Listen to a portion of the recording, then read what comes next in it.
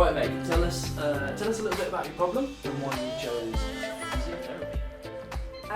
So the problem was that my knee was sore. I'd got out of the car, twisted it funny, started off as just kind of low level pain, and then it got worse and worse and worse. It started to impact my daily life, basic things like walking the dog, carrying, washing up the stairs, things like that. Spoke to a GP through work who suggested physio would be a good choice for me as a starting point, and then I saw you guys on Facebook.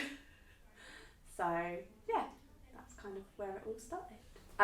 When I was a kid, and it wasn't great, so I was quite sceptical because when I was a kid, the physiotherapist gave me a rubber band, sent me on my way.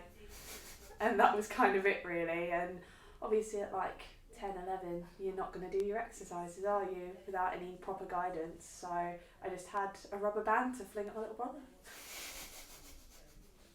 As if you didn't need any other ammunition. No, I'm a good big sister. I suppose my perspective has changed quite a lot. Like, I feel like coming here, it's been more useful than I expected it to be. Mm-hmm. As I say, I was quite sceptical at the beginning, thinking that it wasn't going to do anything, you know, it's going to pay out however much money to then still be in pain and be sent on my way with a rubber band.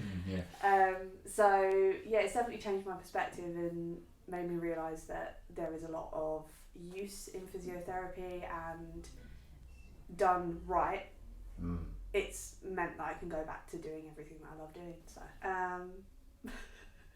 company culture, stay for the bands. In my discharge call, I actually said that, and Rianne put it in the notes as a direct quote. I suppose it was useful and very specific, and between kind of the exercises I was doing here, the exercises I was doing at home, and the massage kind of all came together in a really logical way, which works really well for me because I'm a very logical person. I like things to go in an order. And, you know, being able to see kind of, well, we're starting from here, and then we're going to here, and then we're going to here, and then we're going to here, really worked for me because it made me feel like I had something to work towards as well. Like, I knew there was always going to be a next step. There was always going to be you've ticked that box, you can move on to the next one. You've ticked that box, you can move on to the next one. You're going to start by just standing up and not locking your knees. And then now you're going to do walk sits like 8 weeks later. So yeah, that was. I liked the logic of it. I love coming in here. I love you guys. Everyone is always so friendly and welcoming, happy to have a chat. You know, they genuinely care about who you are and what's going on, and you know. There's none of that awkward kind of silence, or you don't know what to say, or you're worried about ringing the really noisy doorbell because you're always going to get greeted with a smile and how are you doing? Is everything all right? You know, how's this going? How's that going? It's a positive experience.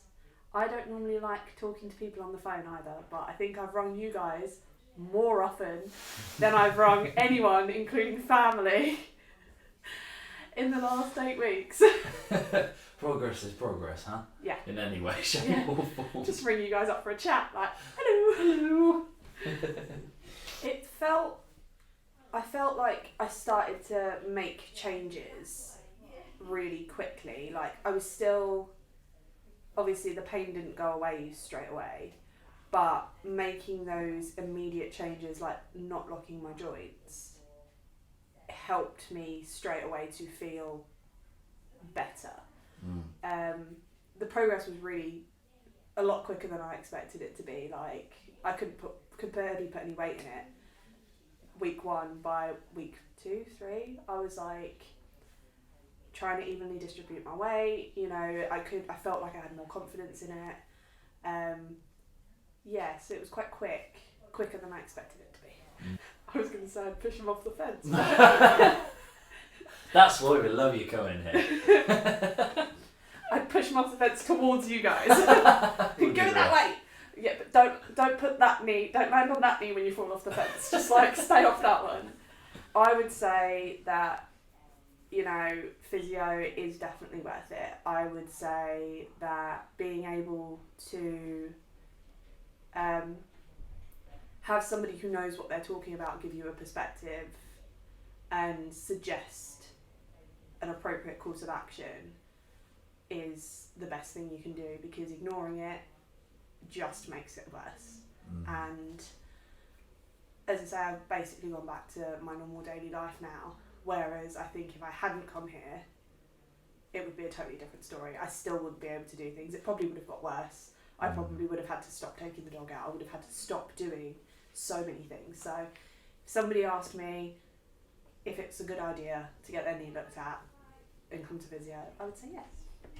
And I'd push them off the fence. Towards us. Towards, yeah.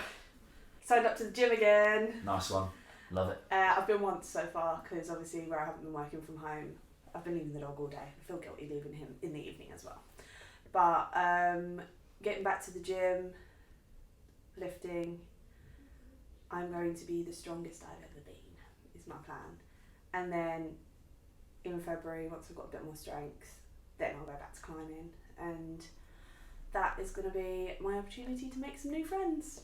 Well, isn't it just? Yeah. Yeah, that's a nice approach. Yeah. I like that. Thanks, Meg. Beautiful words, as always.